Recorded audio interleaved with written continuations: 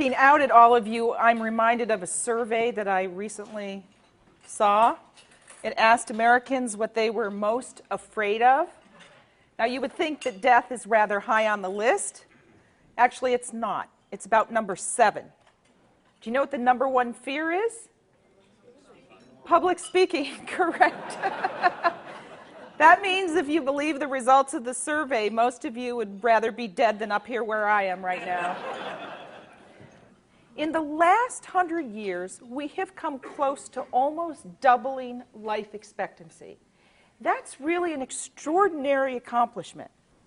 So here we are now. Women still are outliving men by about 5 years. We've actually closed this gap a little bit. It used to be 7 years. It's now down to 5 years.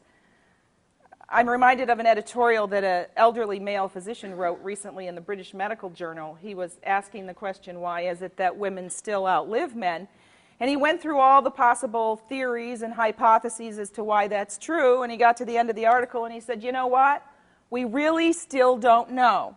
He said, it must be in the genes, that men are cut out for a short, brutal life, and women a long, miserable one.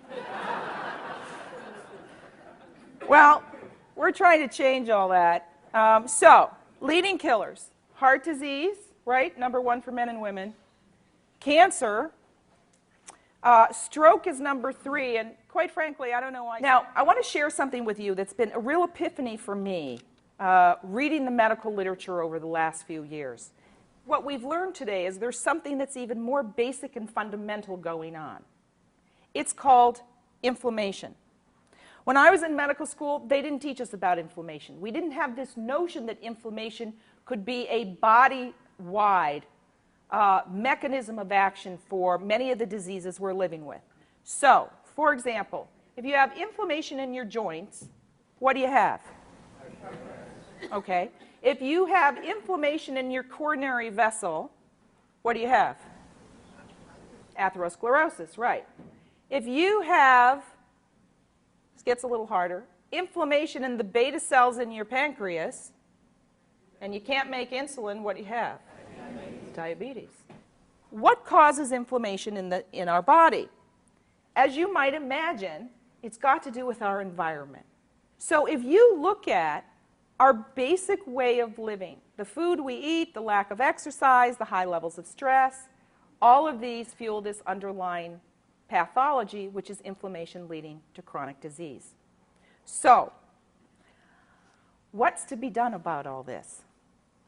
Well, what I'd like to do with our time remaining is to concentrate on what I have learned from the literature, from the science. The science is overwhelming now about the 5 keys to optimal health.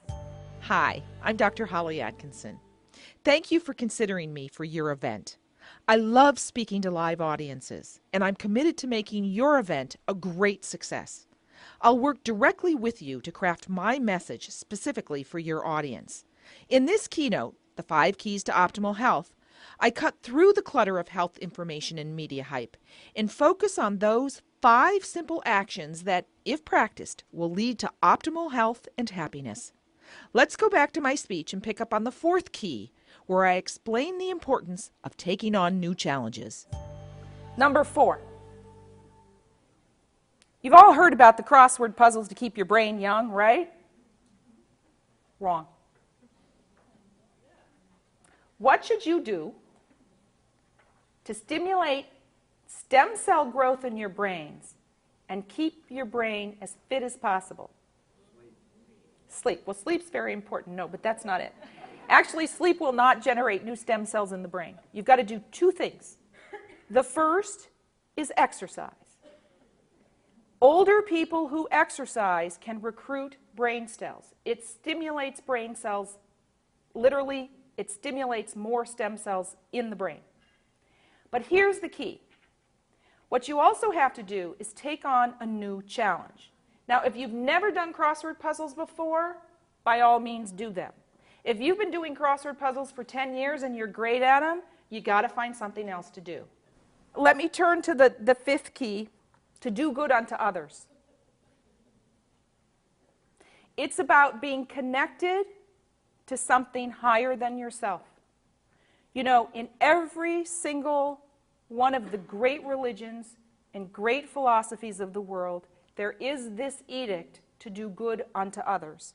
And we now have tons and tons of data that show us that people who are altruistic and give to others and serve their community are actually healthier physically, psychologically, they're far happier, and they have more gratitude in their life. It also helps weather the storms of your own personal life. So what I want you to think about here today is I want you all to think that you're 100 years old. Have I covered everybody? I know I've had to up the age, you know, as the longevity revolution has been in gear. You're 100 years old, and the local paper this afternoon, along with the New York Times and the Wall Street Journal, are all going to come and interview you because you're someone world famous. You know, you're up there with Madonna. The first one, not the second one. And they're coming to interview you because you've left the world a better place. And what I want you to figure out in your own mind is what the interview is about. How have you left the world a better place? What have you devoted yourself to? What have you given in service of? Any questions? You spoke highly of the Mediterranean diet. Any way you can work in red wine in that diet?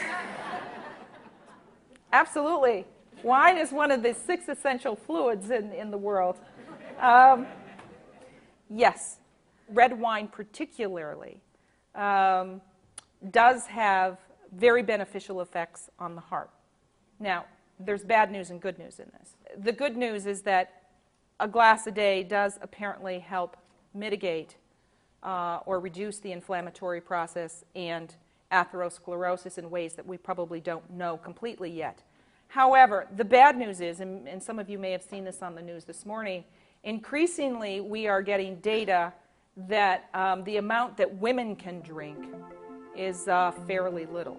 I want to thank you for your wonderful work. Oh, I've been thank following your work since the 1970s Oh, when my. you were on television, and it's just wonderful. And you've helped me a lot. It's wonderful. Thank So you. That's such a- wonderful to hear. Thanks. This was so good. You were terrific, and you are terrific. Thanks. Thank you. Well, thank you so much. What a wonderful program. Great learning experience. I really had a wonderful time. Good, good. Got a lot out of it. Thank you so Excellent. much. Something there for everybody. Wonderful.